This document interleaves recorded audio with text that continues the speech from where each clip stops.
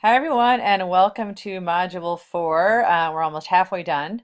Um, was really pleased with your lesson planning for Module 3. I've got some comments on that, and first thing I want you to do is look at what the other groups have done.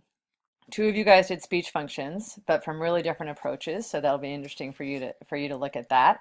And then one group did language choices and with vocabulary and how we use those to create attitude. Really impressive work. You've shown me that you know how to do a lesson plan, and that you are able to use your knowledge of the SFL language into these lesson plans. So again, I'm very happy with that. Just looking at some notes that I have here. Um, Things that everyone is doing that I really like. I really like the anchor charts, and that's where you're getting into technical language. I think makes sense. Really great way to do that. I can also envision these anchor charts being made into kind of small handouts for the students too, and used for different lessons. And so there might be a collection of those, and we can talk more about that. Um, when you did your lesson plans, there's a good amount of information on what had happened before. There's a good amount of detail, so you don't need to do any more detail or any more kind of background stuff. So the new designers, the ones that are going to be working this week, you can look at those other ones as kind of mentors in terms of length and detail. Let's see. With the ESL coordinators, make sure that you are explaining why the strategy is being used, why it's good for ESL students, and that you're explaining why you chose that particular language focus, why it's important. So that's just something to remember there. Um, let's see. Oh, the things that we were talking about last week in terms of the quizzing. So I've been thinking a lot about how to kind of explain this a little bit more. And one way that I'm thinking that might be helpful is don't necessarily ask questions where there's a quick literal answer.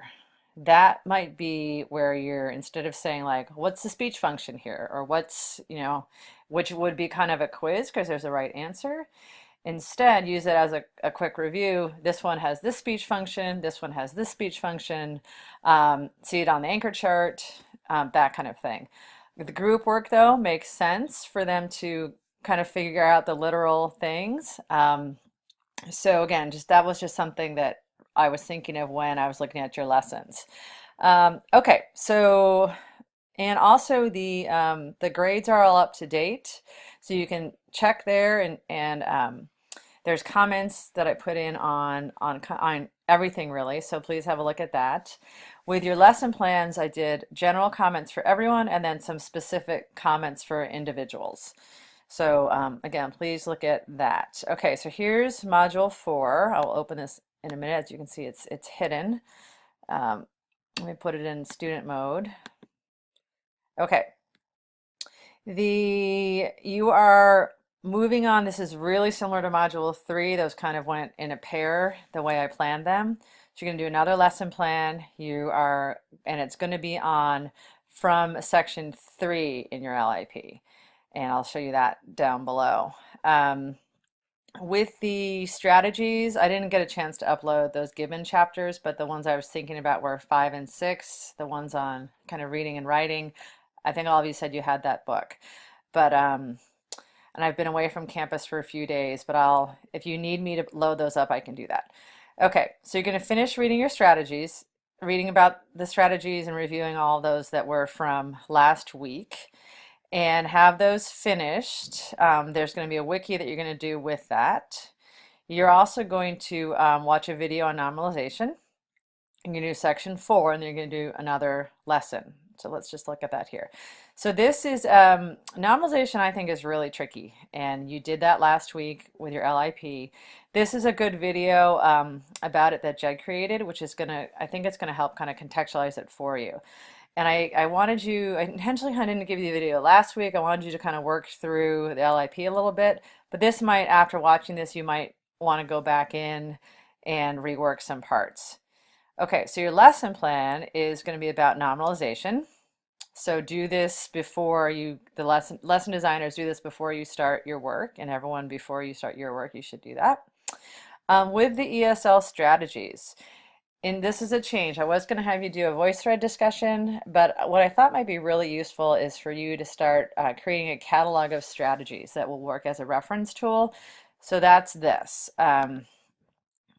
So you're going to, each person is going to choose two strategies from Gibbons or from any of the other sources there, making sure there are no repeats. So we should end up with about 20 of these. Brief description of your strategy, again, a small paragraph, where it's from, what level of ESL learners you think it would be good for. A lot of them might be good for all, but if there's one that's particularly for beginners, that would be good. Why you chose it. Later, after this is done, I'll I'll kind of make this into a Word document and that you can print and work on, because I envision that you want to print this out and have it kind of handy when you're lesson planning. So that's the purpose of that. Let's go back to the module and see if there's anything else that I need you to do. Of course, you can't see that yet. I think that that is all, but let me just have a quick check. So you've got your strategies, your reading, the wiki, section 4, and there's only one more section after this, so you're almost done with this. And then the next, for module 5, we'll be meeting on campus. Okay, so check your grades also. Make sure you've got everything in. The grade that you should have right now is like a 30, which is like 30 points. So that means you've got everything in. If you have a little less, it's either explained, it should be explained in my feedback. Okay, all right, thank you. Let me know if there's any questions, and I will see you in campus next week, on campus next week.